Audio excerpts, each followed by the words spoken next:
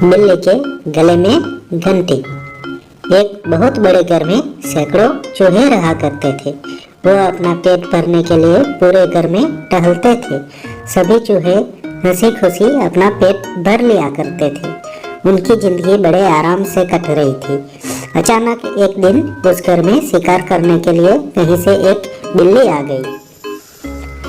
बिल्ली को देखते ही सारे चूहे तेजी से अपने अपने बिल में छिप गए। उसने देखा कि उस घर में तो बहुत सारे चूहे हैं। उसने यहीं रहने का मन बना लिया। अब बिल्ली उसी घर में रहने लगी। जब भी उसे भूख लगती तो बिल्ली अंधेरे में जाकर छिप जाती थी। जब चूहे बाहर निकलते तो बिल्ली उन पर झपटा मारकर खा जाती थी। ऐसा रोज होने लगा था।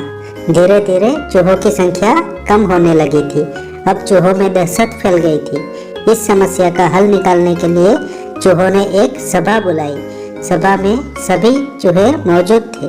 सभी ने कई सुझाव दिए ताकि बिल्ली के आतंक को रोका जा सके और उसका शिकार बनने से चूहे बचे रहे। किसी का सुझाव ऐसा नहीं था जिससे बिल्ली का आतंक रोका जा सके।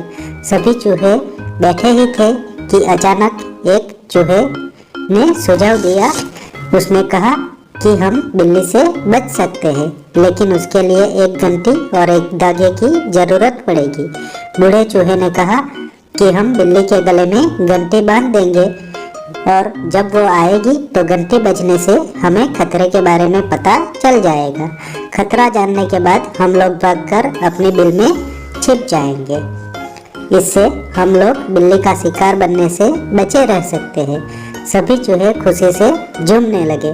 सब ने नाचना शुरू कर दिया और खुश होने लगे कि अब तो वो बिल्ली के खतरे से बचे रहेंगे। सभी चूहे खुशियां मना ही रहे थे कि अचानक से एक अनुभवी चूहा उठकर खड़ा हुआ। उसने सभी चूहों को जोर से डांट लगाई और कहा कि चुप रहो, तुम सब मूर्ख हो। उसके बाद अनुभवी चूहे ने जो कहा वह सुनकर सभी का मुंह उतर गया। चूहे ने कहा कि वो सब तो ठीक है, लेकिन जब तक बिल्ली के गले में घंटी नहीं बंध जाती तब तक हम सुरक्षित नहीं है। अब तुम सब पहले ये बताओ कि आखिर बिल्ली के गले में घंटी बंधेगा कौन? सभी चूहे एक दूसरे की तरफ देखने लगे। सभा में सन्नाटा छा गया। सभी चूहे निराश हो गए। इसी बीच बिल्ली के आने की आहट पाते ही सभी चूहे भागकर अपने अपने बिल में जाकर छिप गए। इस कहानी से हमें यह सीख मिलती है कि सिर्फ योजना बना लेने भर से ही आप कामयाब नहीं हो जाते हो। उस योजना को लागू करने के बारे में भी सोचना चाहिए। उससे पहले जश्न मनाना बेकार है।